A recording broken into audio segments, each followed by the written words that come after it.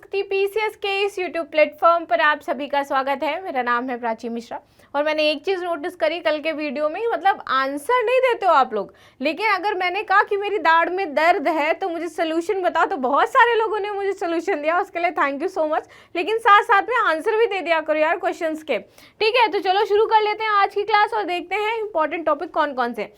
ये पांचों टॉपिक आज आपके एग्जाम के लिए बहुत ही ज़्यादा इंपॉर्टेंट है। पर्सनली ये टॉपिक्स आपके एग्जाम में पूछे जा सकते हैं, ये मैं आपको बोल रही हूँ। पहला है Igla S air defence system. इस डिफेंस सिस्टम से रिलेटेड महत्वपूर्ण चीज़ें क्या है ये हम जानेंगे। साथ ही साथ ये जो इग्ला एस है इसकी दूरी क्या है, हवा से सतह में मार करती है, ये कितने किलोग्राम के जो आपके हथियार हैं उनको अपने साथ ले जा सकती है, इन सारे इंपॉर्टेंट बिंदुओं पर आज हम चर्चा करेंगे। सबसे पहले तो भारतीय सेना रूस की Igla S man portable air defence system. अब यहाँ पर एक इंपॉर्टेंट चीज आपकी आ जाती है, ये क्या है? Man portable air defence system है, यानी कि हम इसे आसानी से कहीं पर भी ले जा सकते हैं। इसको ले जाने के लिए किसी भी आपके आपको गाड़ी की आवश्यकता नहीं होगी, इसको हैंड में आराम से कैरी करके जैसे हम लैपटॉप लेते हैं वैसे इसको ले जा सकते हैं। दूसरी इंपॉर्टेंट चीज यहाँ पर आपने नोटिस करी होगी, दैट इज रूस, कि इसको रूस के द्वारा बनाया गया था, तैयार किया गया था। लेकिन आप देखोगे कि भारत में इसका क्या किया गया है, जैसे हम ना बहुत सारी गाड़ियां होती हैं उनको मॉडिफाई कराते हैं, ठीक है, कि उनका ओरिजिनल कुछ और होता है और वो हम उसको और अच्छा करने के लिए मॉडिफाई करवा देते हैं, टायर चेंज करवा देते हैं। तो वैसे ही भारत ने सारे इसके जो कई ऐसे पुर्जे हैं जिनको मॉडिफाई किया है और कंपाइल किया गया है, इसको भारत में लिया हमने कहाँ से था, इसको तो रूस से लिया था, ये आप बात याद रखिएगा। चलिए अब शुरू करते हैं आगे। अगला एयर डिफेंस सिस्टम के बारे में जानते हैं थोड़ा सा। तो यह एक बहुत कम दूरी की वायु रक्षा प्रणाली पर आधारित है। बात रही दूरी की, तो बहुत ज्यादा इसकी दूरी नहीं है, निम्न दूरी पर ये कार्य करती है, वायु रक्षा प्रणाली है ये, और इसे वर्ष 2023 में आपातकालीन खरीद के तहत अनुबंधित किया गया था। ठीक है, तो ये 2023 में भारत के द्वारा परचेज की गई थी। अब बात करते हैं असेंबलिंग की। इसकी असेंबलिंग जो हुई है वो कहाँ पर, यानी कि इसके पुर्जे असेंबल करना, लगाना, इसको हम कहते हैं। तो ये भारत में असेंबल की गई है आपकी इग्ला एस। ठीक है, इसे विशेष रूप से कम दूरी पर निम्न ऊंचाई वाले हवाई खतरों का मुकाबला करने के लिए तैयार किया गया है, और साथ ही साथ इस प्रणाली में लगी मिसाइल की जो मारक क्षमता है वो आपकी 500 मीटर से लेकर के 6 किलोमीटर तक की है। ठीक है, और ये 3.5 किलोमीटर की ऊंचाई तक लक्ष्य को भेज सकती है, इसलिए हम इसे कम दूरी का कह रहे हैं। चलिए आगे बात कर लेते हैं। इसमें दुश्मन के विमान को गिराने के लिए किसी व्यक्ति या फिर चालक दल का फायर नहीं किया जा सकता है, और हाथ से पकड़ी जाने वाली यह रक्षा प्रणाली क्रूज मिसाइलों व ड्रोन जैसे जो हवाई लक्ष्य हैं उनको पहचान कर सकती है, और पहचान करके उनका क्या है, निष्क्रिय कर सकती है। फिर इल्गा एस में missile launching mechanism, mobile test station और टेस्ट सेट शामिल किए गए हैं। ये इसका स्पेसिफिकेशन है, इंपॉर्टेंट चीज है इसकी। आगे बात करें तो इसे देश की उत्तरी सीमा पर वास्तविक नियंत्रण रेखा, हमारी क्या है, LAC, और उच्च पर्वतीय इलाकों में तैनात किया जा रहा है। यहाँ पे तैनात करने का रीजन क्या है, चाइना का बार बार भारत पर उसको पिंच करना, उसके अरुणाचल प्रदेश के इलाकों को अपने इलाकों में मिलाना, अपने मैप में दर्शाना। अभी हाल ही में नेपाल ने भी कुछ ऐसी ही हरकतें की हैं। तो इन्हीं सब चीज़ों को देख करके अरुणाचल प्रदेश को पूरी तरीके से सेफ रखने के लिए ये कार्य किया गया, और यहाँ पर इसको बेसिकली अभी तैनात किया गया है। ठीक है, आगे बात कर लेते हैं अब हम झिल्ली की सतह संशोधन तकनीक के बारे में। तो हाल ही में भारतीय पेट्रोलियम और ऊर्जा संस्थान ने नदी का जो गंदा पानी होता है और इस वजह से वहां पर सूर्य की रोशनी नहीं पहुंच पाती है, तो इसका एक समाधान निकाला है, और उस विधि को नाम क्या दिया है, झिल्ली की सतह संशोधन तकनीकी। तो इसके माध्यम से जो नदी की सतह है जहां से उसका प्रवाह हो रहा है, तो सतह को साफ किया जाएगा। ठीक है, जिससे प्रकाश वहां पहुंच सके और पहुंच करके वहां पे जो कीटाणु या फिर और प्रकार के जो अन्य गैस है उनको समाप्त कर सके, और इसी विधि को जो नाम दिया गया है, इसको नाम दिया है झिल्ली की सतह संशोधन तकनीकी।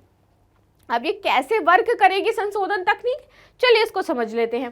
तो इस विधि में जल निकाय की जो सतह को संशोधित किया जाता है। तो जल निकाय है, उसकी जो सतह है, बेसिकली देखिए ये जल है, अब ये इसकी सतह है, तो इसकी सतह में सनलाइट के द्वारा इसको साफ किया जाएगा। तो इसको संशोधित किया जाता है ताकि जल में क्या हो, ऑक्सीजन का स्तर बढ़ सके। कई बार आप देखते हो कि इसमें जो समुद्र में मछलियां होती हैं, कई बार उनकी डेथ हो जाती है। रीजन क्या होते हैं, कुछ केमिकल फैल गया, कुछ ऐसा आप देखोगे कि विषाक्त चीजें उसमें मौजूद हो गई। अब कई बार ऐसा होता है कि वहां पर क्या है, सूर्य की लाइट भी नहीं पहुंच रही होती, बहुत ज्यादा गहराई की यदि मैं बात करूं। नदियों में बहुत बार ऐसा होता है कि पूरी जो मछलियां एक साथ उनकी डेथ हो गई। तो रीजन कहीं ना कहीं वहां पर आप देखोगे कि ऑक्सीजन का स्तर इतना ज्यादा घट जाता है, और साथ ही साथ क्या होता है कि वहां पर रोशनी जो है बहुत प्रॉपर वे में नहीं पहुंच रही होती है। गंदे जल में सूर्य का प्रकाश नहीं पहुंच पाता, और ऐसे जल में ऑक्सीजन की भी कमी हो जाती है। ठीक है, यह विधि जल के संशोधन की प्रक्रिया में गैर विषाक्त गैसों का उपयोग करती है और रसायनों की आवश्यकता को क्या कर देती है, कम कर देती है। यह दूषित जल के उपचार के लिए एक पर्यावरण अनुकूल समाधान हो सकता है, और इससे पर्यावरण को कोई हानि भी नहीं पहुंच रही है। अब इस तकनीकी में क्या कैसे उपचार किया जाएगा, किन किन क्षेत्रों में उपचार किया जाएगा, तो आप देखोगे फार्मास्यूटिकल्स में, खाद्य प्रसंस्करण में, और कपड़ा व जैव प्रौद्योगिकी जो उद्योग है इसमें इसका प्रयोग किया जाने वाला है। चलिए आगे देख लेते हैं हम अपना भारतीय पेट्रोलियम और ऊर्जा संस्थान के बारे में। बात करें इसकी स्थापना की तो 2016 में पेट्रोलियम और प्राकृतिक गैस मंत्रालय के तहत की गई थी। अब मुख्यालय इसका कहाँ है, कहाँ पर स्थित है, तो यह विशाखापत्तनम आंध्र प्रदेश में इसका मुख्यालय स्थित है। यह पेट्रोलियम और ऊर्जा संसाधन का एक राष्ट्रीय महत्व की संस्था है।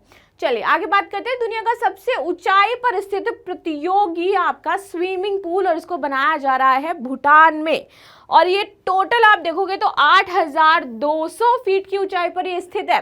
ठीक है, इसे वर्ल्ड एक्वेटिक्स के द्वारा बनाया गया है। इंपॉर्टेंट चीज यहाँ पर ये हो जाती है, एक तो जगह कहाँ पर बनाया जा रहा है, तो भूटान में बनाया जा रहा है, दूसरी इसकी ऊंचाई इंपॉर्टेंट हो जाती है, तीसरा इसे बना कौन रहा है, तो वर्ल्ड एक्वेटिक्स इसको बना रहा है। ठीक है, अब इसका उद्देश्य क्या था, तो जलीय खेलों को प्रोत्साहित करना इसका मेन मोटो था।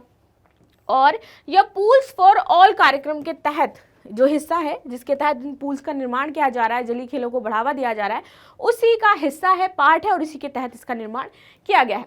अब पूल्स फॉर ऑल कार्यक्रम क्या है, तो इस कार्यक्रम की शुरुआत 2019 में की गई थी, और इसका उद्देश्य था कि वर्ल्ड एक्वेटिक्स फेडरेशन के प्रत्येक सदस्य को जलीय खेलों को बढ़ावा देने के लिए सुविधाओं तक उनकी पहुंच प्रदान करना है। आगे बात करेंगे वर्ल्ड एक्वेटिक्स की, तो इसकी स्थापना हुई थी आपकी 19 जुलाई 1908 को।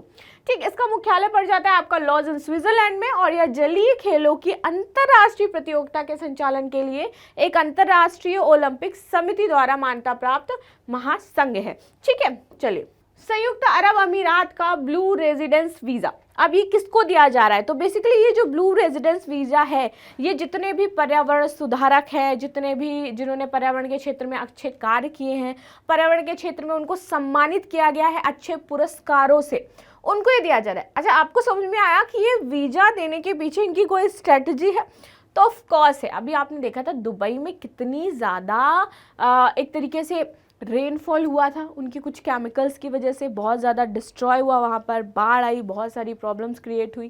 ठीक, तो यहाँ पर ये क्या चाह रहे हैं कि अब हम क्या है, जितने भी वर्ल्ड के फेमस पर्यावरणीय विशेषज्ञ हैं और इससे रिलेटेड जिनको पुरस्कार दिया गया है, जिन्होंने बहुत अच्छा कार्य किया है, स्पेशलिस्ट है, उनको दुबई में बुलाए और उनसे रिलेटेड कुछ अच्छी टेक्निक्स सीखें, कुछ अच्छे उनके पॉइंट्स ऑफ व्यू ले, साथ ही साथ वो हमें समस्या से प्रॉब्लम अगर हो रही है तो कैसे हो रही है, कैसे हम निजात पा सकते हैं, तो इससे रिलेटेड उन्हें कुछ एक तरीके से राय भी दे करके आए और बता करके भी आए। तो इसी के लिए यहाँ पर स्पेशली पर्यावरण जो विशेषज्ञ हैं उनके लिए ब्लू रेजिडेंस वीजा लॉन्च किया गया है। ठीक है, तो इसका उद्देश्य वैश्विक पर्यावरणीय जो बुद्धिजीवी हैं उनको आकर्षित करना है, जैसे मैंने आपको बताया। अब इस वीजा की जो अवधि है वो 10 वर्ष की है। रेजिडेंस वीजा यानी कि वो रह सकते हैं। यह पर्यावरण संरक्षण से जुड़े व्यक्तियों को दीर्घकालिक निवास प्रदान करता है, तो ये वहां पर रहेंगे। इसके लिए निम्नलिखित व्यक्ति आवेदन कर सकते हैं। एक तो अंतर्राष्ट्रीय पर्यावरण संगठनों के जो सदस्य हैं वो रह सकते हैं, पर्यावरण पुरस्कार विजेता जो है वो रह सकते हैं, पर्यावरणीय शोधकर्ता जो है वो रह सकते हैं, और प्रतिष्ठित पर्यावरण कार्यकर्ता जो है वो रह सकते हैं। तो आप देख रहे हो कि इतने सारे लोग यहाँ पर जा करके रह सकते हैं, और इससे नो डाउट वहाँ की गवर्नमेंट को हेल्प मिलने वाली है। तो आप देखते हो कि गवर्नमेंट किस लेवल पर जा करके पॉलिसीज बनाती है, और साथ ही साथ आपके वीजा का फ्री करने का या फिर रेजिडेंट वीज़ा देने का, ब्लू वीज़ा लाने का, उसका कुछ ना कुछ मोटिव होता है, तभी वो कार्य करती है। कहते हैं ना कि कोई व्यक्ति आपकी हेल्प करे, तो आज के टाइम में आपको थोड़ा ज़्यादा सतर्क होना चाहिए अगर आपके सामने कोई बहुत अच्छा बनने का ट्राई कर रहा है, बिकॉज कहीं ना कहीं उसका कुछ पर्सनल आपसे काम होगा, पर्सनल आपका उसका कुछ इंटेंशन होगा, क्योंकि आज के टाइम में कोई फ्री में किसी को कुछ नहीं देता है। तो when someone try to be so nice for you, तो आप वहां पर थोड़ा सा सतर्क हो जाओ, क्योंकि उसके बाद कई बार अप्रिय घटना आपके साथ घटित हो जाती है। अच्छे लोग वो हैं जो सामने से कहते हैं कि मैं बदतमीज हूँ, जो अपनी चीज़ों को सामने से ला करके उजागर कर दें कि हाँ मेरे अंदर ये प्रॉब्लम्स हैं, हाँ मैं इतना नालायक हूँ, हाँ मैं बदतमीज हूँ। वो आपके लिए ज़्यादा सेफ है रादर देन जो आपके सामने बहुत रिस्पेक्ट से रह रहा है, जो आपके सामने कह रहा है महिलाओं की मैं बहुत ज़्यादा इज्जत करता हूँ, जो आपके सामने कह रहा है कि मुझे मतलब बहुत ही एक होती है ना कि आदर्शवादी अगर आपके सामने कोई बातें करे, तो आप वहां समझ जाना कि वो अंदर से इंसान एक्चुअल में आदर्शवादी नहीं होगा, आपके सामने ऐसा बन रहा है। जो रियल और जेन्युइन लोग हों उनके साथ रहना पसंद करिए। तो आज के लिए ये ज्ञान बहुत था, अब पढ़ाई कर लेते हैं, ठीक है। तो ये तो रहा सऊदी अरब के बारे में जो हमने बात करी। अब देख लेते हैं सऊदी अरब अमीरात का, यह पश्चिमी एशिया में अरब प्रायद्वीप पर स्थित देश है और इसकी सीमा ओमान और सऊदी अरब से लगती है, ठीक है। राजधानी इसकी अबू धाबी है और मुद्रा इसकी यूएई दिरहम है। चलिए आगे बात कर लेते हैं। लॉरेंस वोक सिंगापुर के नए प्रधानमंत्री हैं। तो लॉरेंस वोक को सिंगापुर के नए प्रधानमंत्री पद दिया गया है और इन्होंने किसका पद लिया है, वो थे ली सीन लूंग, ठीक है। सिंगापुर के पहले प्रधानमंत्री की बात की जाए तो ये थे ली कुआन यू। चलिए बात कर लेते हैं इसके सिंगापुर के बारे में। तो यह मलय प्रायद्वीप के दक्षिणी छोर पर स्थित है। 1963 में ये ब्रिटेन से अलग हुआ था। अवस्थिति की बात करें तो पश्चिम में मलक्का जल संधि है, दक्षिण में सिंगापुर जल संधि है, पूर्व में दक्षिण चीनी सागर है और उत्तर में जोहार जल संधि है। तो जलीय सीमा इसकी ज्यादा है। राष्ट्रपति थरमन शनमुगरत्नम है, राजधानी सिंगापुर है, मुद्रा सिंगापुरी डॉलर है। And last but not least, हाल ही में किस देश ने ब्लू रेजिडेंस वीजा लॉन्च किया है? सऊदी अरब, कतर, सिंगापुर या फिर संयुक्त अरब अमीरात? तो ज़रूर मुझे कमेंट में बताइएगा कि किसने लॉन्च किया है, ठीक है। मिलते हैं नेक्स्ट क्लास में, तब तक के लिए धन्यवाद। लाइक शेयर सब्सक्राइब करना बिल्कुल भी ना भूलें। और जैसे आप मुझे मेरी फिक्र करके मुझे बताते हो कि लौंग को अपने ये दाढ़ में दबाइए मैम ठीक हो जाएगा, वैसे ही मेरे लिए आंसर दे दिया करो आप लोग, ठीक है। तो मिलते हैं नेक्स्ट क्लास में, तब तक के लिए धन्यवाद। लाइक शेयर सब्सक्राइब करना बिल्कुल भी ना भूलें।